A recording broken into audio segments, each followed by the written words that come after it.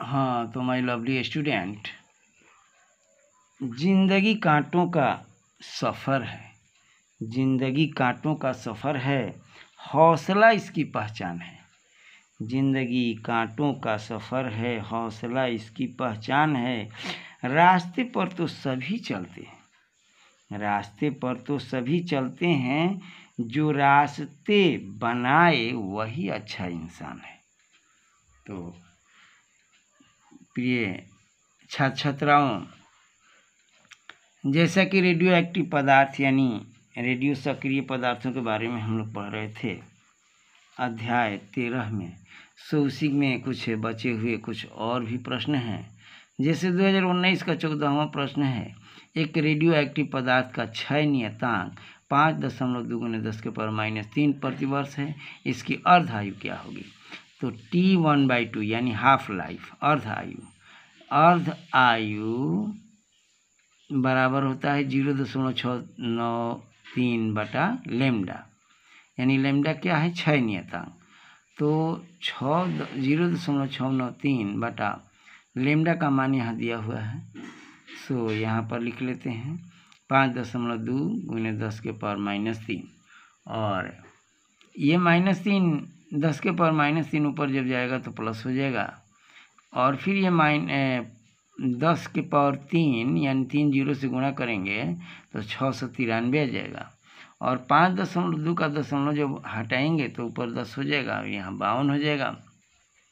सो इसको अब कटाने पर यानी भाग देने पर 13.327 × 10 यानी 133.27 वर्ष, यानी इतने दिनों में वह रेडियो सक्रिय पदार्थ आधी हो जाएगी, इतने दिनों में। चलते हैं अब आगे। नाभिकीय संलयन, न्यूक्लियर फ्यूजन और नाभिकीय विखंडन क्या है? तो आइए देखते हैं। जब दो नाभिक मिलकर एक बड़े नाभिक का निर्माण करते हैं तो इसे नाभिकीय संलयन कहा जाता है। इसमें काफ़ी ऊर्जा मुक्त होती है। जैसे H1 H का एटॉमिक नंबर 1 और एटॉमिक वेट है 2, यानी इसको हम ड्यूटेरियम के नाम से जानते हैं। तो H1 और 2 यानी एटॉमिक नंबर 1 और एटॉमिक वेट 2 है, और ये मिल करके होता है हीलियम नाभिक He2 और एटॉमिक वेट है 4, और काफ़ी मात्रा में ऊर्जा निकलती है। यानी दो हाइड्रोजन के नाभिक आपस में मिलकर एक बड़े हीलियम का नाभिक बनाते हैं, और इस प्रोसेस में, इस क्रिया में ऊर्जा निकलती है, और सौर ऊर्जा का स्रोत यही नाभिकीय संलयन है। सब्जेक्टिव क्वेश्चन 2021 में पूछा गया है कि सौर ऊर्जा का स्रोत क्या है? नाभिकीय संलयन या नाभिकीय विखंडन या दोनों या कोई नहीं। सो सौर ऊर्जा का स्रोत क्या है? नाभिकीय संलयन ही है।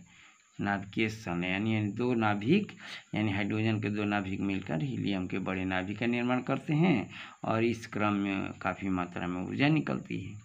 आइए चलते हैं नाभिकीय विखंडन, न्यूक्लियर फ्यूजन। न्यूट्रॉन के आघात यानी बमबारी से जब नाभिक दो भागों में टूट जाता है तो इसे नाभिकीय विखंडन कहा जाता है। इसमें ऊर्जा भी काफ़ी निकलती है। जैसे यहाँ पर आप देखेंगे, न्यूट्रॉन से हम यूरेनियम 92-235 यानी एटॉमिक नंबर है 92, और एटॉमिक भार है, एटॉमिक वेट है 235, और जब न्यूट्रॉन से इस पर प्रहार किया जाता है तो दो तत्व के अलग अलग नाभिक बनते हैं, बेरिलियम 56-144 और क्रिप्टॉन 36-89, और प्लस में 3 न्यूट्रॉन और मिलते हैं, और इसके बाद प्लस में ऊर्जा हो जाती है। इस तरह से आपने देखा कि यूरेनियम के नाभिक को जब हम न्यूट्रॉन से मारकर तोड़ते हैं तो यह बेरिलियम और क्रिप्टॉन में बंट जाता है, और साथ में 3 न्यूट्रॉन भी बनते हैं, और इसके अलावा ऊर्जा भी काफ़ी मात्रा में निकलती है। तो इस तरह से यह नाभिकीय विखंडन है। अब ये चलते हैं 2017 का 15वां और में पूछा गया है, परमाणु के नाभिक की रचना समझाएं, परमाणु के नाभिक के विखंडन और रेडियो सक्रियता में अंतर करें। तो ये 5 मार्क्स में आए हैं भाई। पहला है परमाणु के नाभिक की रचना के बारे में समझाना है। परमाणु के नाभिक की रचना क्या है? तो परमाणु के नाभिक इलेक्ट्रॉनों, न्यूट्रॉनों और प्रोटॉनों से बना होता है। प्रोटॉन पर 1.6 × 10⁻⁻⁰ कूलम धन आवेश होता है, जबकि इलेक्ट्रॉन पर इतना ही ऋणावेश होता है। एक प्रोटॉन का द्रव्यमान 1.6 × 10⁻⁻27 kg होता है, जबकि न्यूट्रॉन का द्रव्यमान भी लगभग यही होता है, लगभग बराबर है। किंतु इलेक्ट्रॉन के द्रव्यमान 9.1 × 10⁻31 से लगभग 1840 गुना यानी 1800 या 1836 गुना बड़ा है। यानी इलेक्ट्रॉन का द्रव्यमान इतना कम है कि 1840 इलेक्ट्रॉन एक प्रोटॉन या न्यूट्रॉन के भार के बराबर होगा। यानी 1840, कहीं कहीं 1836 भी मिलते हैं। 1840 या 1836 इलेक्ट्रॉन मिलेंगे तब एक प्रोटॉन या न्यूट्रॉन के बारे में के भार में होगा, क्योंकि यह बहुत हल्का है।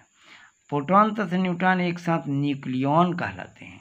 प्रोटॉन और न्यूट्रॉन एक साथ न्यूक्लियॉन कहलाते हैं, क्योंकि ये दोनों नाभिक में रहते हैं। प्रोटॉन तथा न्यूट्रॉनों की संख्या का योग द्रव्यमान या परमाणु भार कहलाता है। प्रोटॉनों की संख्या परमाणु भाग, प्रोटॉनों की संख्या परमाणु क्रमांक कहलाती है, और जो आवर्त सारणी में रासायनिक गुण निर्धारित करती है। यानी हाँ, तो आवर्त सारणी में तत्वों के परमाणु का जो गुण होता है, तो तत्वों के गुण उनके परमाणु संख्या के आवर्तफल होते हैं, यानी संख्या पर निर्भर करते हैं भाई। तो आइए अब चलते हैं नाभिकीय विखंडन और रेडियो सक्रियता में क्या अंतर है। नाभिकीय विखंडन और रेडियो सक्रियता में अंतर को स्पष्ट करते हैं। नंबर 1, यह प्रेरित प्रक्रिया है, जबकि रेडियो सक्रियता स्वतः प्रक्रिया है।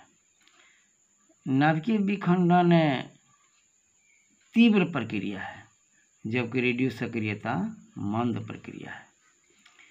इसमें अत्यधिक ऊर्जा मुक्त होती है। नाभिकीय विखंडन में अत्यधिक ऊर्जा मुक्त होती है, जबकि रेडियो सक्रियता में ये अल्प ऊर्जा मुक्त होती है। चौथा पॉइंट है कि इसे नियंत्रित किया जा सकता है। किसको? नाभिकीय विखंडन को नियंत्रित, कंट्रोल में रखा जा सकता है, जबकि रेडियो सक्रियता को नियंत्रित नहीं किया जा सकता। और पांचवा है कि इसमें नाभिक के 2 बराबर भागों में बंट जाता है, और रेडियो सक्रियता में देखिए कि इसमें परमाणु संख्या द्रव्यमान संख्या में परिवर्तन होता ही नहीं है।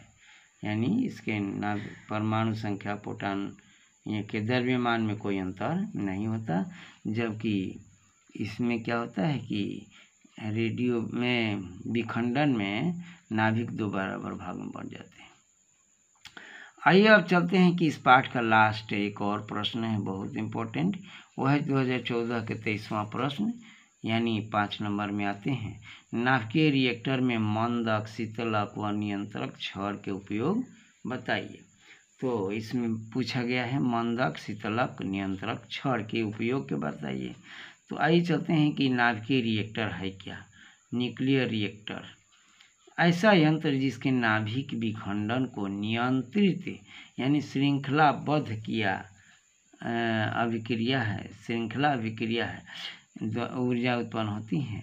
यानी विखंडन की नियंत्रित श्रृंखला अभिक्रिया द्वारा ऊर्जा उत्पन्न होती है, नाभिकीय रिएक्टर कहलाता है। नाभिकीय रिएक्टर क्या है भाई?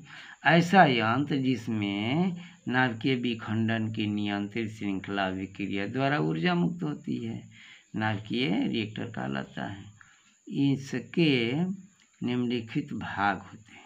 सो भाग देख लीजिए। पहला भाग क्या है? ईंधन, फ्यूल। यूरेनियम 235 या प्लूटोनियम 239 का उपयोग,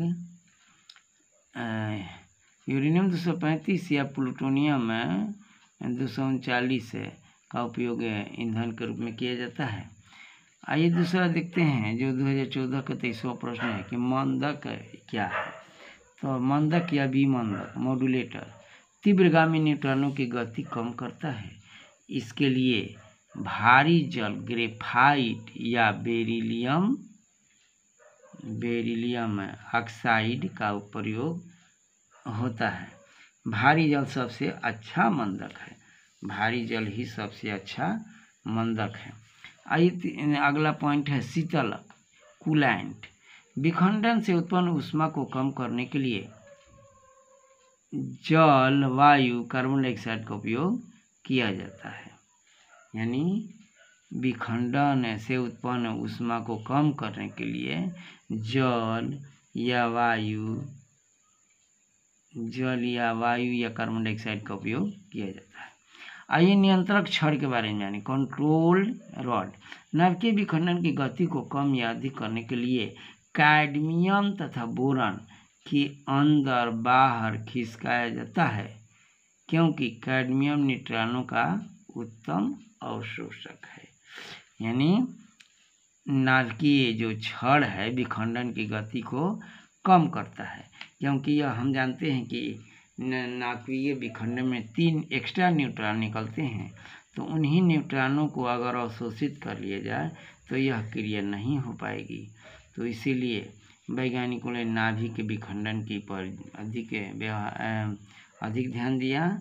जैसे नाभिकीय विखंडन की गति को कम या अधिक करने के लिए विखंडन की गति को कम या अधिक करने के लिए कैडमियम तथा बोरॉन छड़ के अंदर बाहर खिसकाया जाता है। तो अंदर बाहर खिसकाने से कैडमियम न्यूट्रॉनों का उत्तम अवशोषक अवशोषित करके और गति को कम कर देता है। आइए लास्ट पॉइंट है परिरक्षण, यानी परिरक्षक या शील्ड। तीव्र हानिकारक किरणों से रक्षा के लिए रिएक्टर के चारों ओर कंक्रीट की मोटी मोटी दीवार बना दी जाती है, ताकि मजदूरों को इससे कोई हानि न हो। तो इसीलिए परिरक्षक यानी 10 मीटर कंक्रीट का एक बहुत बड़ा दीवार बना दिया जाता है। तो क्योंकि इसकी किरणें हानिकारक हैं और हानिकारक किरणों से बचाने के लिए रिएक्टर के चारों कंक्रीट की मोटी दीवार बना दी जाती है। आइए चलते हैं कि रिएक्टर का उपयोग क्या है। तो रिएक्टर का उपयोग है बिजली उत्पादन, प्लूटोनियम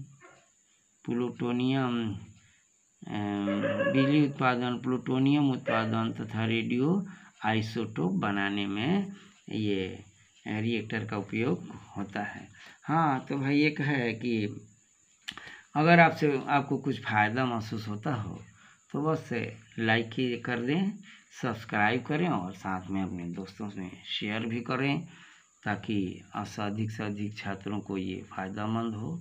ये नोट्स टाइप का है, सो आपके एग्ज़ाम के लिए तैयार किया गया है। सो अच्छी तरह से आप इस पर अभ्यास करके और एग्ज़ाम में अच्छे अंक ला सकते हैं। तो धन्यवाद बच्चों।